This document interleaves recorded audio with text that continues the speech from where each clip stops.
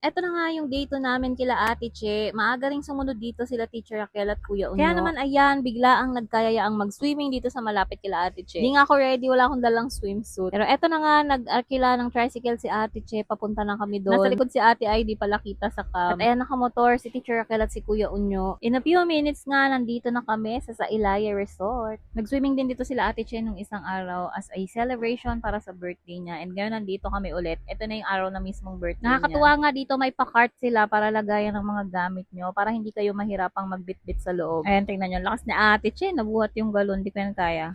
So, eto nga, bibili na ng ticket si Ate Che. Pag itong mga friends ko na to kasama ko lagi ako libre, nakakahiya. Sana next time, pagka sumikat na ako, makabawi ako sa inyo. So, bumili nga kami ng ticket dito. Ayan, for the rates, check nyo na lang yung isang vlog ko. Meron akong vlog about dito sa Ilaya Resort. And tara, eto na. Pasok na tayo sa loob. Pagpasok mo ng entrance, ganyan yung view. Parang may ginagawa doon na nakasarapan. Ang lawak dito. Ayan, table nga yung kinuha namin. Table per 6. Ito yung daan niya papasok. May isang pool agad dyan na bubungad sa'yo. Ayan, may mga upuan pa dyan. Masarap magpicture. Mababaw lang siguro to. Ayan, meron siyang slides. Ang ganda ng view dito. Ang lawak ng place. Sa maghapon ko kakapaikot-ikot dito. Naka 10k steps yata ako. Kaya pala may pa-cart sila. Kasi talagang malayo yung lalakarin mo papasok doon sa loob. Di naman malayo. Sakto lang. Pero di ba mahirap nga kung meron kang bitbit na mga baon. Pagbaba mo dito, makikita mo yung pangbatang pool na merong mga sprinklers and slides. Pagbaba pa lang dyan, ang nostalgic na. Alam niyo yung parang amoy ng swimming pool nung bata ako. Ganun yung naamoy ko. And banda rito nga yung table na kinuha namin. Meron pang ibang mga cottages, kubo, meron ding air conditioner. Pero since 6 lang kami at saglit lang naman kami dito, dito na lang kami sa may table. Biglaan nga to, kaya ayan ang mga baon namin. Sabi ko nga, alam mong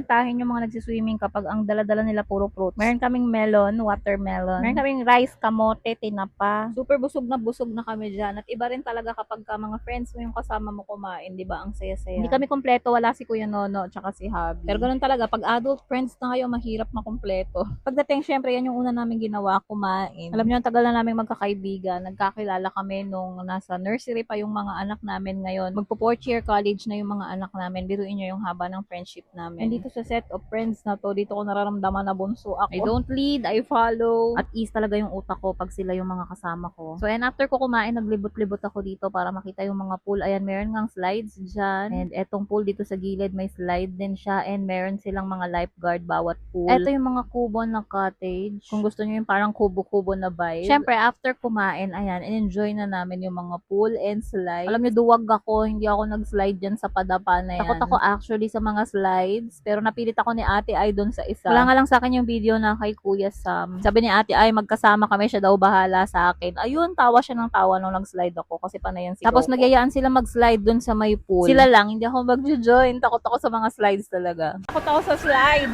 Hindi ako mag-slide.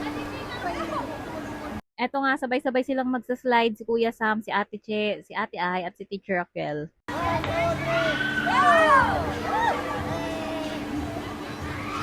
Ang daya!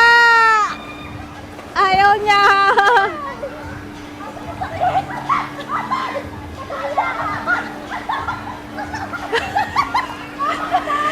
Hindi nag-slide!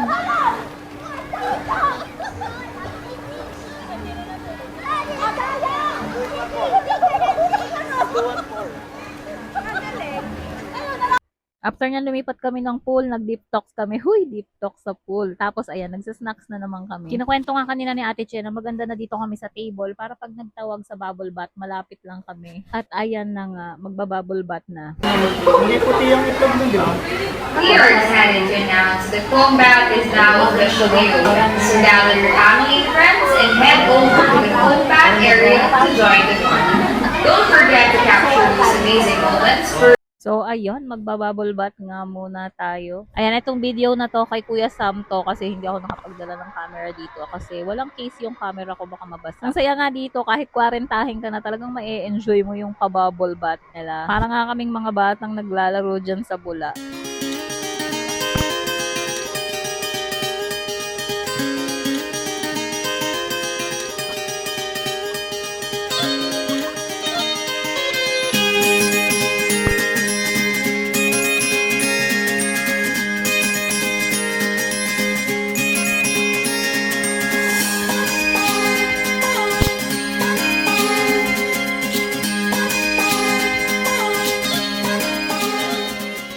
After nga mag-bubble bath, ayan, sabi ko kila ate ay mag-slide sila ulit. Bibidyoan ko sila para sa vlog. So, tara. And pag magsa-slide ka ng padapa, ayan, ganito yung kailangan mo. Pinahiram nga sa akin ni ate Che yung hat niya dahil magbibideo ako. Dito sa may inflatables, pwede kang solo, pwede kayong dalawa. At dahil nga ayaw ko na mag-slide, magbibideo ako. Ayan, si ate Ake, solo lang siya.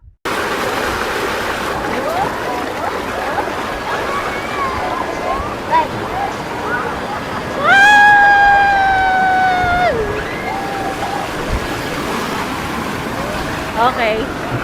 Kayo naman. Ikaw sa unahan naman. Awak sa bibig, baka sumigaw.